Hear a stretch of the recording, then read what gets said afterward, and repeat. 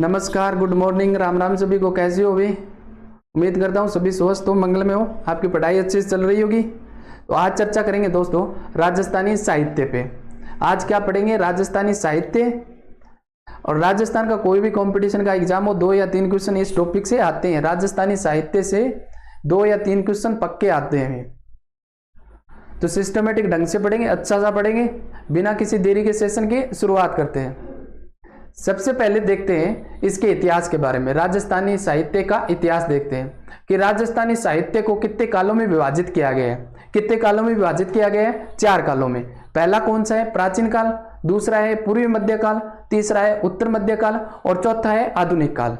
कौन सा है? आधुनिक काल। इन कालों की प्रवृत्ति देखेंगे और कब से कब तक रहता है वो भी देखने वाले हैं भी, और इनकी क्या विशेषता है सभी पे चर्चा करेंगे। देखो, पहला काल कौन सा है? प्राचीन काल। कौन सा है? प्राचीन काल या फिर प्रारंभिक काल। इसकी प्रवृत्ति क्या रहती है? वीर गाथा। वीर गाथा का काल रहता है ये प्राचीन काल। प्रारंभिक काल कौन सा काल रहता है? वीर गाथाओं का काल रहता है। क्यों रहता है? क्योंकि पश्चिमी देशों के आक्रांताओं द्वारा अपने भारत के ऊपर आक्रमण किए जा रहे हैं, तो उसका प्रभाव अपने राजस्थान पे पड़ता है। तो राजस्थान के राजा महाराजाओं जनताओं में जोश तथा साहस बनाए रखने के लिए वीरता प्रधान काव्यों की रचना की जाती है। इस काल में वीरता प्रधान काव्यों की रचना की जाती है।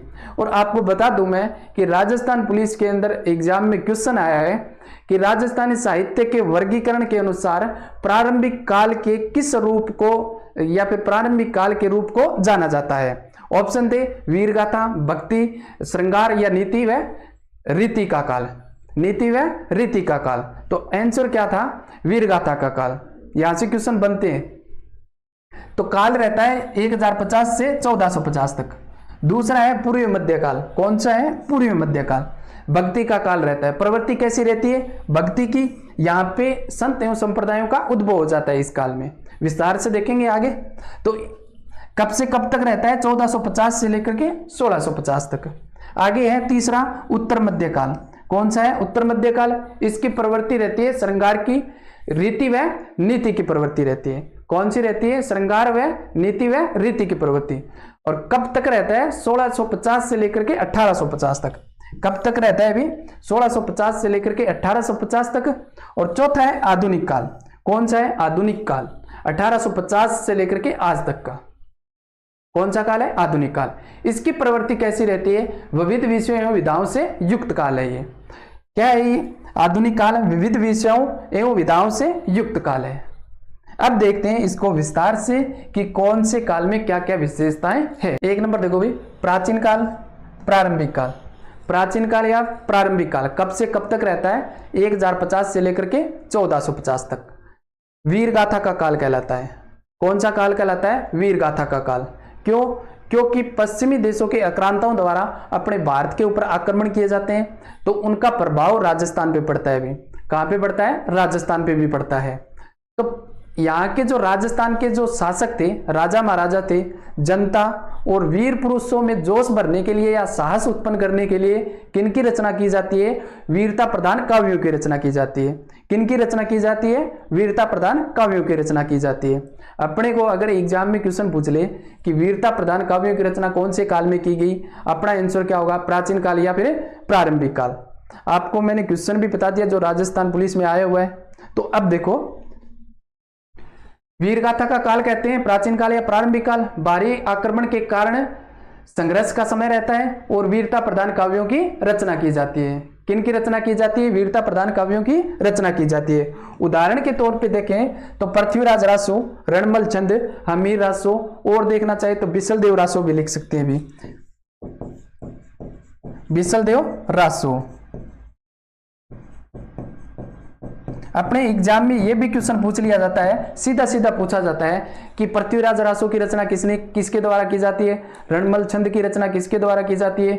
बिसल देव रासो की रचना किसके द्वारा की जाती है? तो देख लेते हैं। अभी पृथ्वीराज रासो की रचना कौन करता है? चंद्रप्रदाई।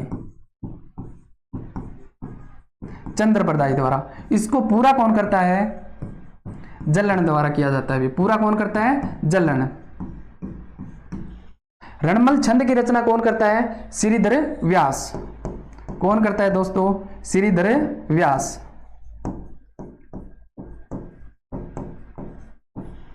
हमीर रासों की रचना कौन करता है? सारंगधर। और बिसलदेव रासों की रचना किसके द्वारा की जाती है? नरपति नाल द्वारा। नरपति नाल द्वारा।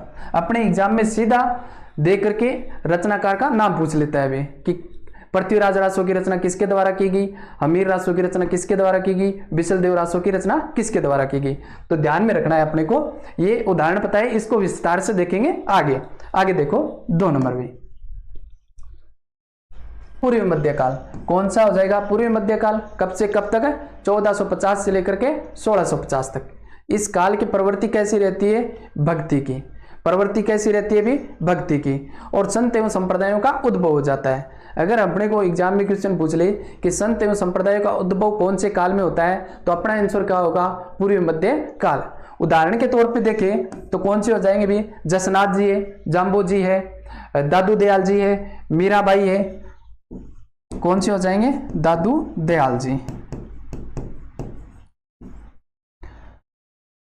पूर्वी मध्यकाल की प्रवृत्ति कैसी रहती है? भक्ति की। और संत एवं संप्रदायों का उद्भव हो जाता है भी, ध्यान में रखना। संत एवं संप्रदायों का उद्भव कौन से काल में होता है? पूर्वी मध्यकाल में। आगे देखो 3 नंबर उत्तर मध्यकाल। तीसरा काल कौन सा हो जाएगा दोस्तों? उत्तर मध्यकाल। कब से कब तक रहता है? 1650 से लेकर के 1850 तक। इस काल की प्रवृत्ति क्या रहती है? श्रृंगार की रहती है, रीति व नीति की प्रवृत्ति रहती है। इस काल में शासकों द्वारा, राजा महाराजाओं द्वारा साहित्य एवं कलाकारों को दरबार में आश्रय दे दिया या फिर स्थान दे दिया। राजा महाराजाओं द्वारा साहित्यकारों एवं कलाकारों को दरबार में स्थान व आश्रय दे दिया वे। इस काल को स्वर्ण काल कहते हैं। साहित्य का स्वर्ण काल किसको कहते हैं? उत्तर मध्य काल को कहते हैं। और शांति का काल कहते हैं। क्या कहते हैं? शांति का काल कहते हैं। ध्यान में रखना है, शासकों व कलाकारों शासकों ने कलाकारों एवं साहित्यकारों को आश्रय दे दिया। कौन से काल में? उत्तर मध्य काल में। राजस्थानी साहित्य का स्वर्ण काल कहा जाता है कौन से काल को? उत्तर मध्य काल को। शांति का काल कहा जाता है उत्तर मध्य काल को। अगर रचना की बात करें तो इस काल में रचनाएं कौन कौन सी रची जाती है? उदाहरण के तौर पे देखें तो रजियारा सोरठा है, सूरज प्रकाश है, चाकरियारा सोरठा है, बेरियारा सोरठा है, मोतियारा सोरठा है। देखो वे उदाहरण भी वही ले रहे हैं जो अपने एग्जाम में आने वाले हैं। उदाहरण भी कैसे ले रहे हैं? जो अपने एग्जाम में आने वाले हैं भी। ठीक है, देखो रजियारा सोरठा किसके द्वारा रचित है? सूरज प्रकाश किसके द्वारा रचित है? राजरूपक किसके द्वारा रचित है? रजियारा सोरठा की बात करें तो कृपाराम खिड़िया द्वारा रचित है। कौन लिखता है? कृपाराम खिड़िया। ऐसे कैसे भी कि नाम तो कृपाराम है और जो सोरठे लिख रहा है वो राजिया के नाम से लिख रहा है। क्यों? क्योंकि कृपाराम का चेला है राजिया में।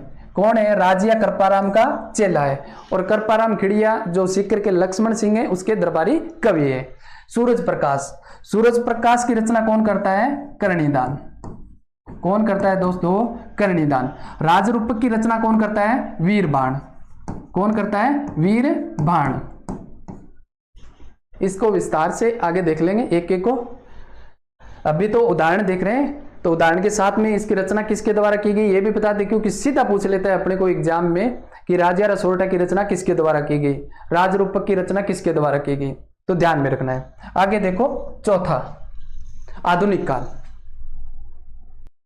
आधुनिक काल चौथा काल कौन सा है भाई? आधुनिक काल 1850 से लेकर के आज तक का, अब तक का है भाई। इस काल की प्रवृत्ति क्या है? विविध विषयों एवं विधाओं से युक्त काल है। कौन सा? आधुनिक काल। अपने को क्वेश्चन पूछ ले विविध विषयों एवं विधाओं से युक्त काल कौन सा है? आधुनिक काल। 1857 की क्रांति के बाद अपने समाज में नई जनजागृति आती है। 1857 की क्रांति के बाद जितनी भी रचनाएं हैं वो सारी की सारी आधुनिक काल की रचनाएं। तो ध्यान में रखना है भाई।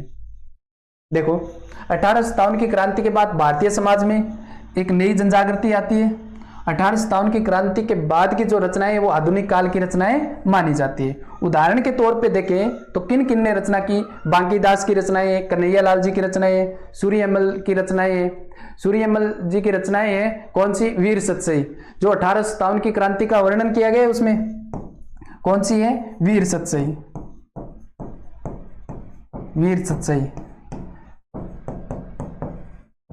1857 की क्रांति का वर्णन किया गया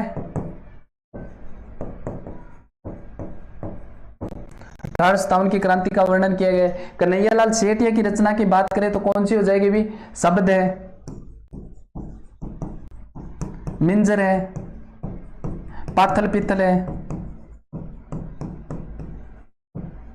जो इंपॉर्टेंट है भी अपने एग्जाम की दृष्टि से, वही उदाहरण देख लें, इनको आगे देखेंगे डिटेल से।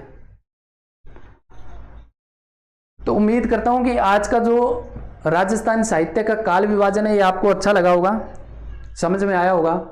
तो चैनल को सब्सक्राइब कर लेना, यूट्यूब चैनल को सब्सक्राइब कर लेना, अपने दोस्तों के साथ में क्लास को शेयर करना।